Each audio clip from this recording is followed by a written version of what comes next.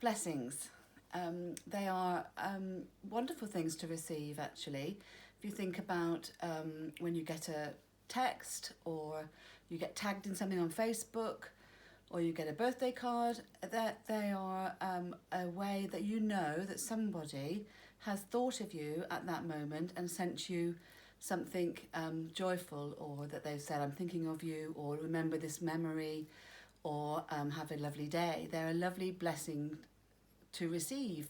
And in the same way, religious practices and rituals over the years have incorporated blessings into their rituals. Rituals are ways that we honour people that we are thinking about, or people that we've lost, and they are a way of connecting us to that person.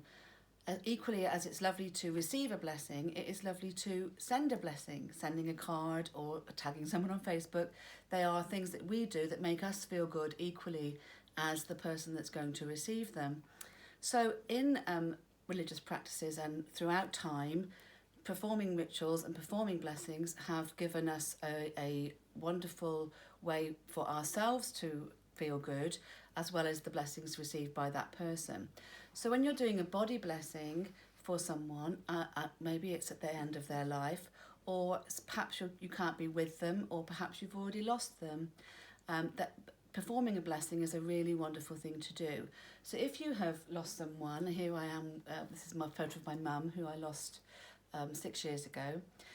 If you lost someone, or you can't be with them at this time, performing a blessing is a way of connecting. It's a way of circling that person with love, and you connect with them through that way.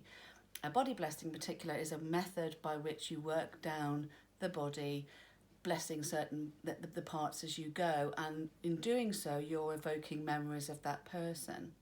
So I'm going to do a body blessing now for my mum, who I've lost, to help me connect with her and to ease my grief at this time. I'm going to use this. This is the Rosalina, my mum called it. It's a crystal skull that she bought when she was on her travels in South America, and it's a lovely, cool piece of sculpture that sits very nicely in the hand and is very reassuring.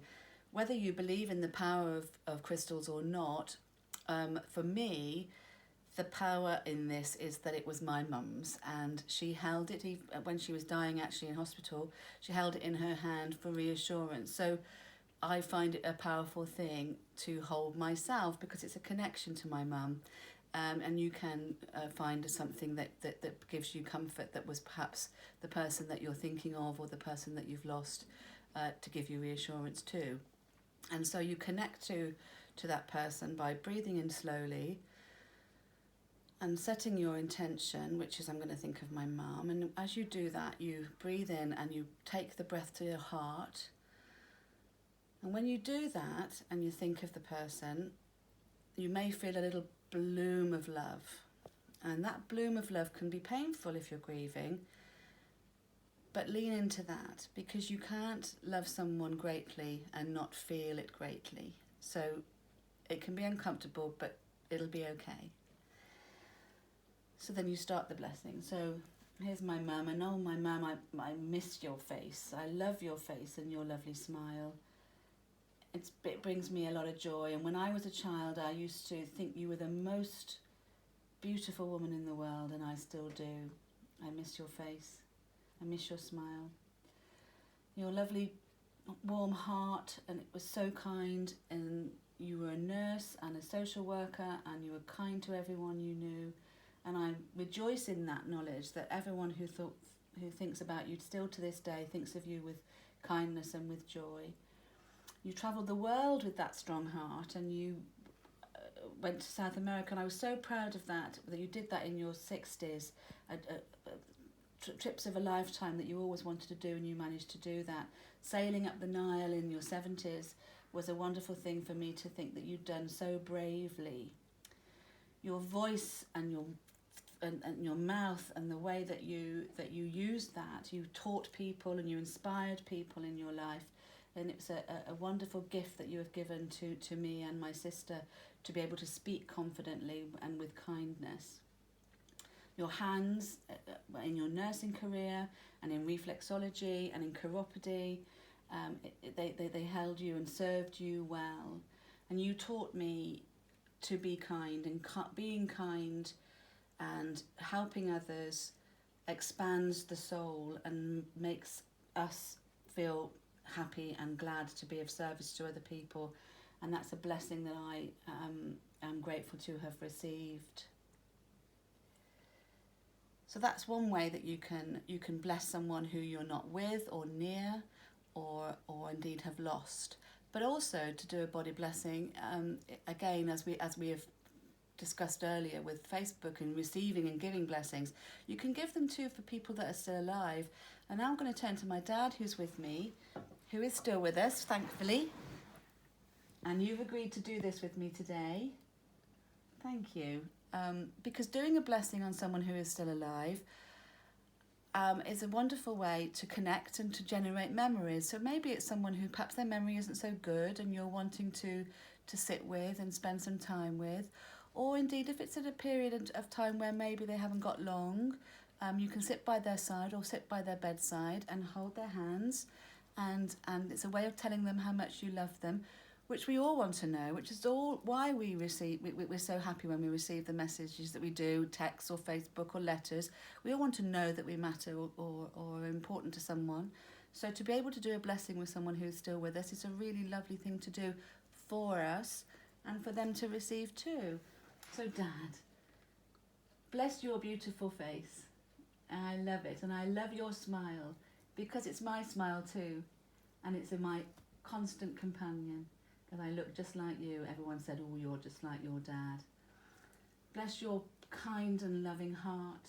It's been so joyfully expanding all these years and being kind to everyone that you knew, as a social worker, as a policeman, as a RSPCA inspector. And when you left social work, you were a window cleaner and a security guard, and then your best job was looking after my kids while I went back to work. That's a wonderful gift that you gave me and them, to be able to spend that time with you. Bless your wonderful voice and the singing and the songs that we did when we were kids in the car, and all that wonderful gift that you gave us. We still sing today, and you still sing today, and it makes us all laugh when we can hear you singing outside in your room.